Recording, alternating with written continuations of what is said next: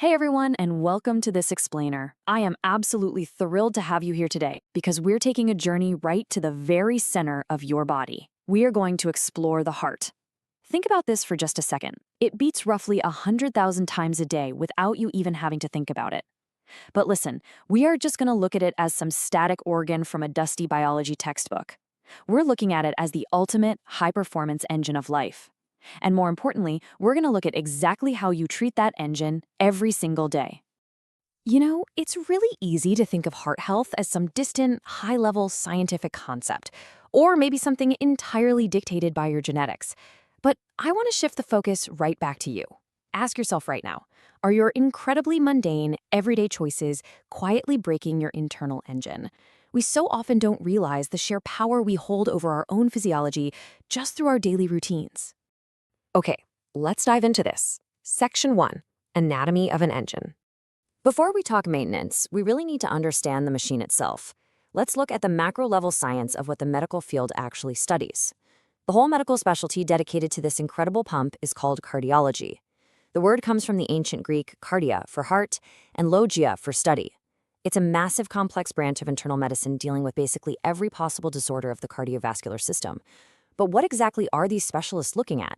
Think of your heart kind of like a house. It has two completely distinct yet incredibly complex systems that have to work in perfect harmony.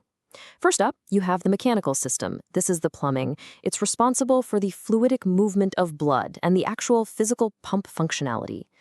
Then you have the electrical system. This is the wiring. It centers right on the sinoatrial node, which is your body's natural pacemaker, and that sends the signals causing the periodic contraction or squeezing of the muscle. And honestly, this brilliantly illustrates just how high stakes this whole operation is. The primary responsibility of this combined electromechanical system is to constantly pump blood in a continuous circuit throughout your entire body. But because it is a machine, both the plumbing and the wiring are highly susceptible to failure. If the electrical wiring misfires, you get arrhythmias. And if the mechanical pump stops, well, you face a sudden cardiac arrest. Moving right along to Section 2, the silent daily saboteurs. So, how does this vital, incredible machine actually get damaged in the first place? Let's step out of that clinical hospital setting and walk right into your living room.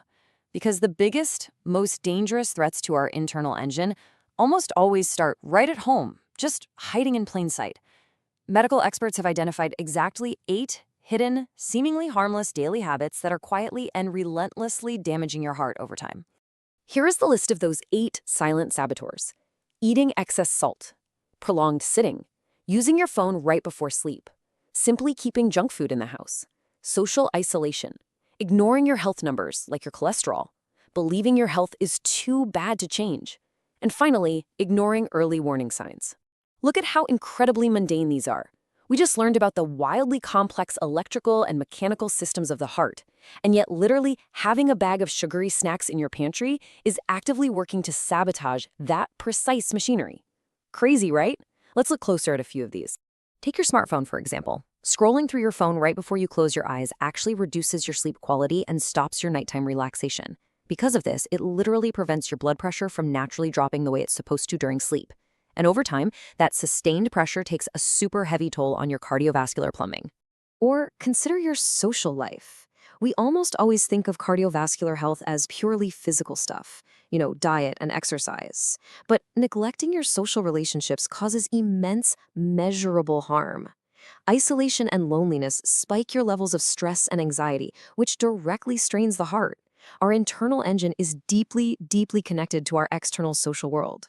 Now, what's really interesting about this next one, habit number 7, is the psychological barrier.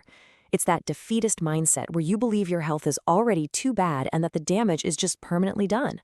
This is actually one of the most dangerous habits of all because it stops you from even trying. But experts tell us that this belief is entirely false.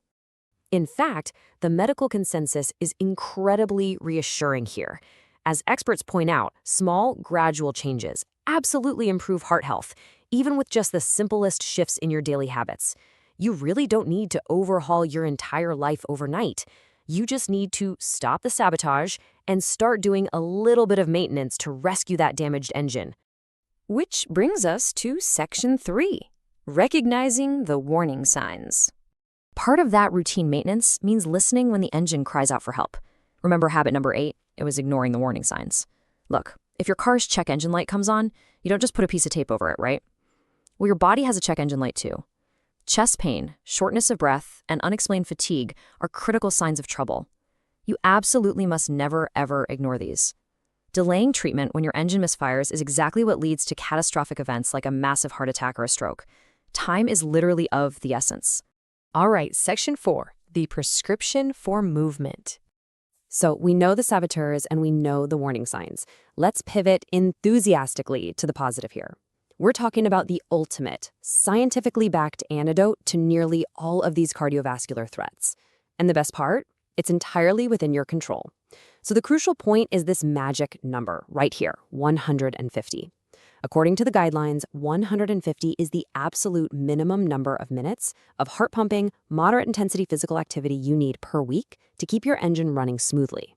But what does that actually look like in practice? Well, the American Heart Association breaks it down brilliantly. If you're doing moderate-intensity activity, stuff like brisk walking, water aerobics, or even gardening, you're breathing harder than normal, but you can still hold a conversation.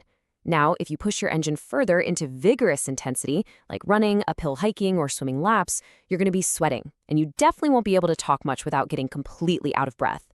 You need 150 minutes of the moderate stuff or 75 minutes of the vigorous stuff every single week. And hey, if 150 minutes sounds totally intimidating, don't worry. You don't have to tackle it all at once.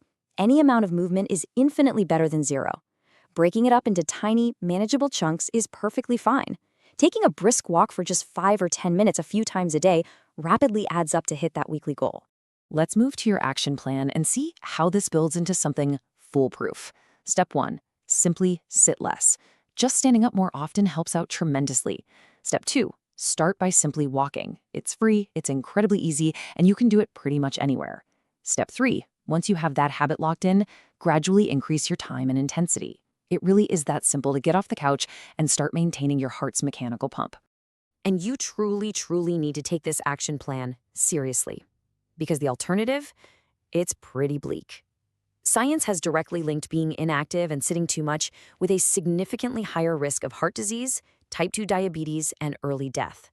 Simply put, a sedentary lifestyle is the absolute fastest way to rust your cardiovascular system. But wow, look at what happens when you do move. The big wins of physical activity are staggering. By fixing that one central engine, you improve literally every other system in your body. You lower your risk of stroke, you get way better sleep, and can even cure insomnia. Your memory and brain cognition improve, your bones get stronger, you even experience fewer symptoms of depression and anxiety. Taking care of the heart takes care of the whole human. It's amazing. Finally, Section 5, taking control today. As we wrap up this explainer, I want to leave you with a real sense of absolute empowerment. From the complex electrical wiring and mechanical plumbing we studied at the very beginning, to the totally mundane habit of going for a quick 10-minute walk, you are in the driver's seat. You dictate the lifespan of your heart. So I'm going to leave you with this final, vital question. What is the one small change you're going to make today to protect your engine? You don't have to change everything, but you do have to change something. Find that one habit, take control of your incredible machine, and keep it beating strong. Thanks so much for joining me on this explainer, and I'll catch you next time.